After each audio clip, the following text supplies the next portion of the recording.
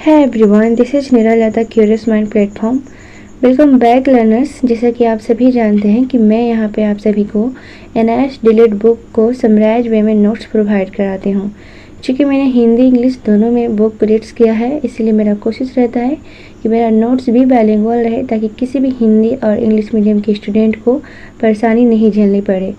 और बिना देरी के स्टार्ट करेंगे। और आप सभी जानते हैं कि DSSB के लिए जितना इम्पोर्टेंट है उतना ही KBS RRB NBS टीचर के लिए भी 501 ब्लॉक इम्पॉर्टेंट है। ठीक है, तो चलिए शुरू करते हैं। कल का हमारा लास्ट टॉपिक था जाकिर हुसैन समिति बाधा स्कीम। आज का हमारा नेक्स्ट टॉपिक है साजिद रिपोर्ट। आप सभी को बता दें कि साजिद रिपोर्ट KBS में भी पूछा गया था कि कब आया था, 1944 में। और ये DSSB के लिए भी इम्पोर्टेंट है। तो ये साजिद जो रिपोर्ट थी, ये पहली ऐसी व्यापक स्कीम थी जिसमें शिक्षा के सभी स्तर pre primary, primary, high school, university, technical, vocational and professional education को शामिल किया गया था। और ये किसकी सलाह पर तैयार किया गया था? तो ये prepared by central advisory board of education CAB द्वारा प्रिपेयर किया गया था आफ्टर वर्ल्ड वार 2। ठीक है, नेक्स्ट देखेंगे इसका इंट्रोडक्शन। इसका एम था cover all level of education. जैसे कि मैंने आप सभी को बताया था कि इसका जो भी उद्देश्य था कि एजुकेशन के हर लेवल को कवर करना। ये काफ़ी व्यापक स्कीम थी। चलिए देखते हैं कि इसका लेवल इंक्लूड था pre primary, high school, university, technical, vocational and professional education. तो यहाँ पे आप सभी देख रहे हैं कि पढ़ाई के साथ साथ ये वोकेशनल भी आ गया यहाँ पे।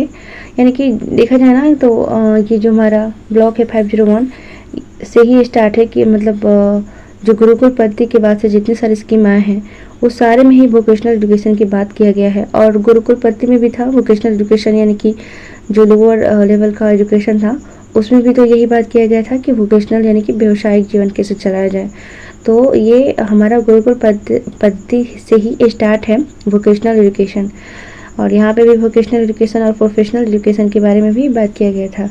और ये है इम्पोर्टेंट कि साजिद रिपोर्ट में सब चीज़ देखा गया था। फिर से रिवाइज करा देती हूँ। Pre primary, primary, high school, university, technical, vocational and professional education सब चीज़ को शामिल कर दिया गया था। नेक्स्ट देखेंगे, अब देखेंगे pre primary and primary education के बच्चों के लिए क्या क्या कहा गया है। प्री प्राइमरी एजुकेशन जो होते हैं 3 से 6 ईयर्स बच्चों के लिए हम प्री प्राइमरी एजुकेशन नाम दिया गया था। और 6 से 11 ईयर्स के बच्चों के लिए हमने junior basic primary education start किया था। और universal free and compulsory education 6 से लेकर 14 ईयर्स के लिए बच्चों के लिए कहा गया था। ओके, नेक्स्ट देखेंगे सीनियर्स बेसिक यानी कि मिडिल स्कूल के बारे में। इसका एज ग्रुप था जो भी सीनियर बेसिक स्कूल था 11 से 14 ईयर्स। और 11 से 14 ईयर्स से ही हम बच्चों को क्या बोलते हैं वैरायटी ऑफ कोर्स में ऑफर करने लगे कि आप सभी को मतलब जो भी पसंद है, या आप क्या बोलते हैं, आप वोकेशनल में जाए या फिर एकेडमिक में जाए या फिर टेक्निकल में जाए, किसी भी स्कीम में जाके आप अपना वोकेशनल स्टडी स्टार्ट कर सकते हैं। जो भी पॉइंट है इसको हाईलाइट करना इम्पोर्टेंट है। As a suggested in Wardha scheme of education, यानी कि जैसे वर्धा स्कीम बोली थी कि 14 ईयर्स तक के बच्चों को फ्री एंड कंपल्सरी एजुकेशन देना है, वही बात इसमें भी कहा गया था। बस यहाँ पे फ़र्क है कि 3 से 14 ईयर्स के बच्चों को फ्री एंड कंपल्सरी एजुकेशन के बारे में बताया जाएगा। और वहाँ पे जो था 7 से 14 ईयर्स बच्चों को फ्री एंड कंपल्सरी एजुकेशन की बात की गई थी। ठीक है, यहीं पे वैरायटी ऑफ कोर्स को ऑफर किया गया था कि अब से जो भी बच्चे हैं सीनियर बेसिक मिडिल स्कूल में उनको वोकेशनल एजुकेशन या फिर एकेडमिक एजुकेशन दिया जाएगा। यहीं से स्टार्ट हो गया था। नेक्स्ट देखेंगे हाई स्कूल सिस्टम। ये हाई स्कूल के सिस्टम क्या थे? ये 6 ईयर्स का कोर्स रहता था। Normal admission age 11 years. इसका जो नॉर्मल एज था कि 11 साल पे, यही जो देखे थे हम सीनियर बेसिक मिडिल स्कूल के बारे में, वहीं से स्टार्ट हो गया बच्चों का हाई स्कूल सिस्टम। ठीक है, इसी में हम 2 ब्रांच में बांटा गया था स्कीम को कि एक था एकेडमिक और एक था टेक्निकल। जो एकेडमिक एजुकेशन था ना उसमें सब्जेक्ट वाइज एजुकेशन दिया जाता था, और जो टेक्निकल था वो प्रोफेशनल टाइप का था। और इस डिग्री का ड्यूरेशन था 3 इयर्स एज ए ग्रेजुएशन। ठीक है। ओहो, चलिए नेक्स्ट देखेंगे। लैंग्वेज पॉलिसी क्या थी, यानी कि जो भी 3 इयर्स से लेकर 14 इयर्स के बच्चों को एजुकेशन दिया जा रहा है ऑल टाइप का, तो उसका मतलब लैंग्वेज कैसा होगा। तो इसका मदर टंग ही था एज ए मीडियम। तो आप ये पहला इम्पोर्टेंट सब्जेक्ट रिपोर्ट देखते हैं जिसमें 3 से लेकर 14 इयर्स तक ले बच्चों को, यानी कि हाई स्कूल तक ले बच्चों को एज ए मीडियम जो भी है मदर टंग को एज ए मीडियम रखा गया था on in all high schools.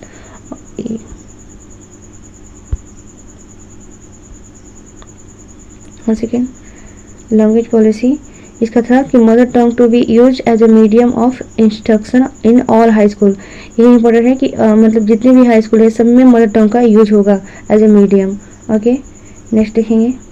आज देखेंगे कि इम्पोर्टेंट जो भी एब्रिविएशन था, यानी कि इसका फुल फॉर्म देखेंगे, क्योंकि फुल फॉर्म भी आपको KBS में और DSSB में देखने के लिए मिलेगी।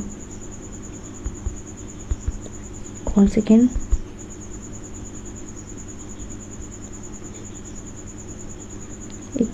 चलिए देखते हैं UEE का फुल फॉर्म क्या होता है। UEE का फुल फॉर्म होता है इन्फॉर्मेलाइजेशन ऑफ एलिमेंट्री एजुकेशन। हाईलाइट से अच्छा है कि मैं ऐसे बोलूँ। ठीक है। MDG का फुल फॉर्म था मिलेनियम डेवलपमेंट गोल्स। ये जो मिलेनियम डेवलपमेंट गोल्स था, इसका मतलब उद्देश्य था कि अगले 15 वर्षों तक शिक्षा को अच्छे स्तर पर लाना या फिर पहुंचाना। ठीक है। नेक्स्ट है NAEP, ये आप सभी जानते हैं, नेशनल एडल्ट एजुकेशन प्रोग्राम, जो कि 1978 में आया था और गांधी जयंती के टाइम, यानी कि 2 अक्टूबर 1978 में आया था NAEP। ठीक है। नेक्स्ट देखेंगे, एक थोड़ा सा स्मॉल करते हैं। DPEP, district primary education programme भी आया था नहीं, इसका फुल फॉर्म बता रही हूँ। ठीक है। SSA, यानी कि सर्व शिक्षा अभियान, SSA को कहते हैं। ये सर्व शिक्षा अभियान कब आया था? 2001 में। इसका भी गोल था कि 2010 तक ले हम बच्चों को फ्री एंड कंपल्सरी शिक्षा हर मतलब बच्चों को पहुंचा दें। RTI, यानी कि राइट टू एजुकेशन एक्ट, जो कि 2009 में आया था और अप्रैल 2010 से लागू हुआ था। हो गया सबका फुल फॉर्म। चलिए, आज का हमारा मोटिवेशनल लाइन वही है कि education is the most powerful weapon which you can use to change the world. Okay, ये हमेशा याद रखिएगा, मुझे काफ़ी इंपॉर्टेंट लाइन लगती है, इसलिए मैं हमेशा वीडियो के लास्ट में ये लाइन जोड़ती हूँ। ठीक है। मिलते हैं पार्ट 7 में ऐसे ही। और हाँ, पार्ट 7 से हम देखेंगे NEP यानी कि national policy of education start हो जाएगा हमारा, तो वहाँ से आपका जुड़ना काफ़ी इंपॉर्टेंट है। अभी तक आप इसको 1.5 स्पीड में भी देख सकते हैं। एक बात और मेंशन करना चाहूँगी कि जो मेरा पार्ट 5 था उसमें बारिश के कारण पूरे दिन ऐसे ही आवाज़ जो है काफ़ी घर घर की तरह था, तो आप उसको PPT के थ्रू भी याद कर सकते हैं। Sorry for that. और मिलते हैं नेक्स्ट वीडियो में। Till then bye. आप सभी को पसंद आए तो प्लीज़ इससे जुड़े रहिए। Stay connected with Neeraj Lata Karishma. Thanks. Till then bye.